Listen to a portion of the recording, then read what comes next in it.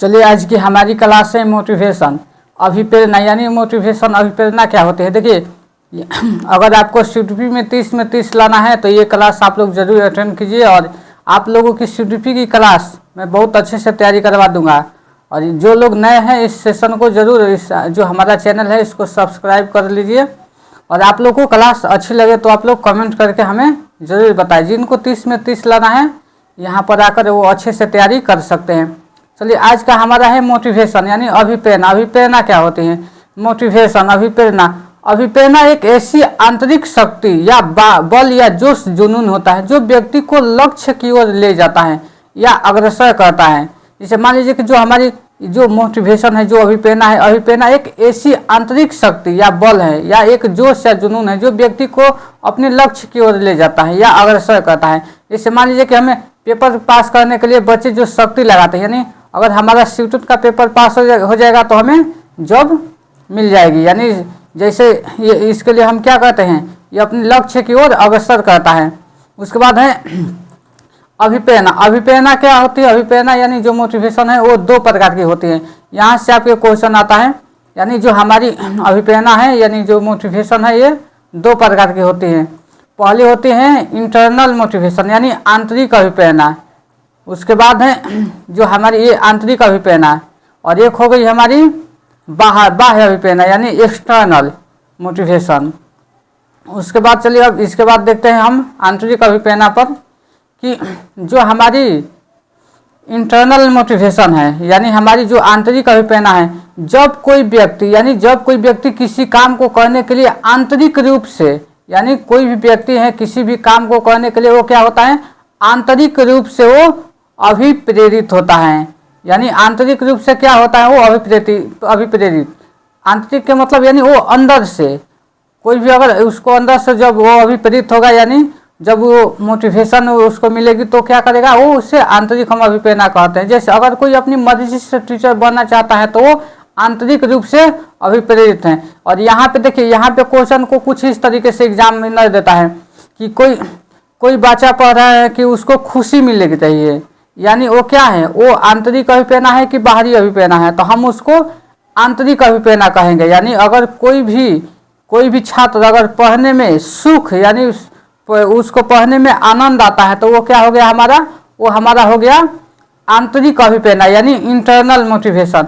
उसके बाद है हमारा दूसरा है एक्सटर्नल यानी बाह्य अभिप्रेरणा। यानी जब कोई व्यक्ति किसी काम को करने के लिए बाह्य रूप से यानी बाहरी रूप से या दूसरों के द्वारा वो अभिप्रेरित होता है, जैसे बाह्य अभिप्रेरणा कहलाते हैं। जैसे बच्चों को सरकारी अध्यापक बनाने के लिए उसके पुरस्कार, दंड, प्रशंसा या लालच देना। यानी कोई कहता है ना कि अगर कोई भी बच्चा अगर इसलिए पढ़ाई कर रहा है, इसलिए उसको मान लीजिए कि उसको एग्जाम पास करना है ताकि उसको पुरस्कार मिल सके, या दंड से बचने के लिए, या प्रशंसा के लिए, या लालच के लिए। जैसे कि घर वाले बोलते हैं कि अगर सीटेट पास कर लोगे तो हम मोबाइल खरीद देंगे, तो ये क्या हो गई, ये हमारी बाह्य अभिप्रेरणा हो गई, ये हमारी एक्सटर्नल मोटिवेशन हो गई। ऐसे आप लोगों को जो भी क्लास अच्छी लगे तो हम ये जरूर क्लास को सब्सक्राइब कर लीजिए, और ताकि इसके जो भी नए क्लास आए आप सबको मिल जाए। उसके बाद है हमारे कुछ प्रिंसिपल है मोटिवेशन के, यानी अभिप्रेरणा के कुछ सिद्धांत हैं। और ये सिद्धांत मैस्लो हायरार्की नीड्स थ्योरी कहा जाता है। यानी मैस्लो का आवश्यकता पदानुक्रम और सेल्फ एक्चुअलाइजेशन थ्योरी यानी आत्मसिद्धि का सिद्धांत। यहाँ से भी कोई बार पूछ लेता है कि आत्मसिद्धि का सिद्धांत कौन दिए हैं, तो मैस्लो दिए हैं। उसके बाद इनके अनुसार जो अब्राहम मैस्लो है, ये एक अब्राहम मैस्लो यानी मैस्लो के अनुसार 5 तरह की होती है। जो ये बोले हैं कि हम मैस्लो के अनुसार 5 तरह की क्या होती है, मोटिवेशन होता है। कौन कौन, एक हमारा हो गया दैहिक आवश्यकता यानी फिजियोलॉजिकल नीड्स। उसके बाद फिर जब उसकी अगर फिजियोलॉजिकल नीड्स अगर पूरी हो जाएगी, उसके बाद वो क्या करेगा, वो सेफ्टी की उसकी यानी वो सुरक्षा की मांग करेगा। जब उसके बाद सुरक्षा की मांग जब वो भी मिल जाएगी, उसको क्या होगा, वो आत्मीयता की आवश्यकता होगी।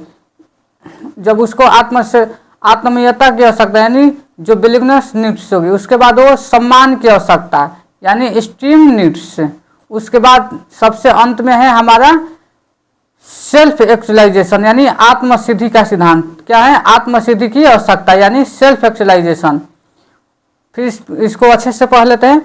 जो हमारी दैहिक आवश्यकता है वो हमारी शारीरिक जरूरत को पूरा करता है, जैसे हमारा भूख, प्यास, सोना और सेक्स आदि सब क्या है, ये हमारी एक फिजियोलॉजिकल नीड्स है। उसके बाद है हमारी सुरक्षा की मांग, जो हमारी सेफ्टी की जो नीड है, यानी सेफ्टी की नीड में क्या होगी, शारीरिक या नौकरी या संसाधन, स्वास्थ्य, प्रॉपर्टी, ये सब क्या है, इसकी सब जरूरत होते हैं किसकी, सुरक्षा के मांग के लिए। उसके बाद है आत्मीयता की आवश्यकता, यानी इसमें होता है दोस्ती होता है, परिवार होता है, जीवन साथी ऐसे। उसके बाद है सम्मान की आवश्यकता, यानी आत्मसम्मान, यानी सम्मान, उसको भी सम्मान चाहिए। उसके बाद आत्मसिद्धि की आवश्यकता यानी सेल्फ एक्चुअलाइजेशन, वो क्या करता है कि वो स्व करना चाहता है, वो खुद से करना चाहता है। उसके बाद फिर है यहाँ से भी क्वेश्चन आता है अभिप्रेरणा चक्र, मोटिवेशन साइकिल। यहाँ से देखिए, यहाँ से क्वेश्चन बहुत ही बार आ चुका है। अभिप्रेरणा चक्र, अभिप्रेरणा चक्र क्या होता है, पहला आवश्यकता नीड, यानी अंतर्निहित प्रबल प्रेरणा या ड्राइव। आप लोग इसको इंग्लिश से याद कीजिएगा, नीड, ड्राइव, स्टिमुलस या अराउजल या गोल टारगेटेड बिहेवियर या अचीवमेंट या रिडक्शन ऑफ अराउजल।